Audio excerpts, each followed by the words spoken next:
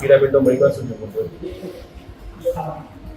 પિરામિડનો મહિમા, સાહેબ પિરામિડ એક એવી વસ્તુ છે વિશ્વની બધી શક્તિઓ, ટોટલી શક્તિઓનું જો એક સ્થાનમાં પામવું હોય, જોવું હોય, જાણવું હોય, સમજવું હોય તો એના માટે શ્રીયંત્ર અત્યંત મહત્વનું છે. કુદરતી એની રચનાઓ છે કે જેને વિશ્વના આજની તારીખમાં વૈજ્ઞાનિકો નાસા પણ એને પાર પામી શક્યું નથી.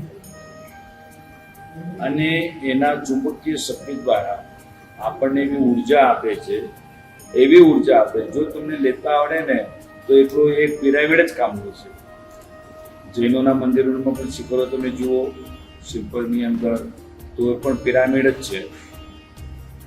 પિરામિડની જે ત્રિજ્યાઓ છે અને એ પરિધિની એના લેવલની અંદર ટોટલી બધું હોય ને તો ગમે તેવી વસ્તુ, જેમ ત્રિકોણી વસ્તુ હોય અને એક ત્રિકોણ છે અને એની અંદર તમે જઈને ઉભા રહો તો તમને એની શક્તિનો ખ્યાલ આવે, ખેંચે તમને.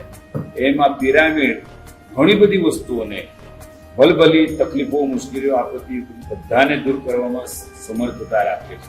એટલે ઘેર ઘેર આ વસાવવું છે, ઘેર ઘેર આ રાખવું છે, બહુ સારી વસ્તુ છે. અને આની અંદર તો એટલું બધું સમાવેશ કરેલું છે.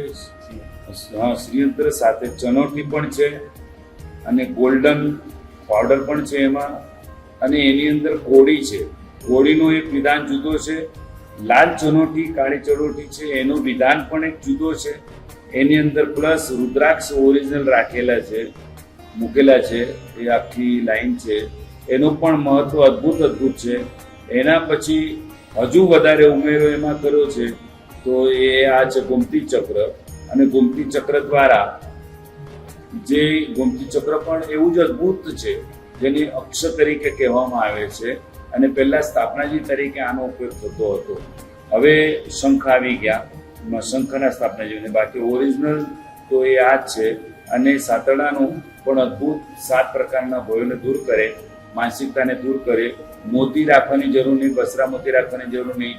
આ ખાલી એક જ આ કુદરતી, નેચરલી, વગર તોડફોડ વગરનું અખંડ જેને કહેવાય એ તત્વ આમાંથી તમને પ્રાપ્ત થાય. એટલે અદ્ભુત છે. આમાં તો ઘણા પ્રકારના આવે, પણ આની અંદર જે સમાવેશ કરવામાં આવ્યો છે એની અંદર યંત્ર પણ લીધેલું છે. એક બાજુમાં યંત્ર જેથી તમને એની ઉર્જા સતત મળે. અદ્ભુત છે. કોડીનું પણ વિધાન છે. હા, 3 દિવસ જાપમાં રાખીને તૈયાર કરેલા. અચ્છા, 3 દિવસ આપણે અહીં જે પૂજનો થયા એના અંદર સતત જાપમાં અનુષ્ઠાનની અંદર રાખીને અને એને સિદ્ધ કરેલા છે અને સિદ્ધ થઈ ચૂક્યું છે. અદ્ભુત છે.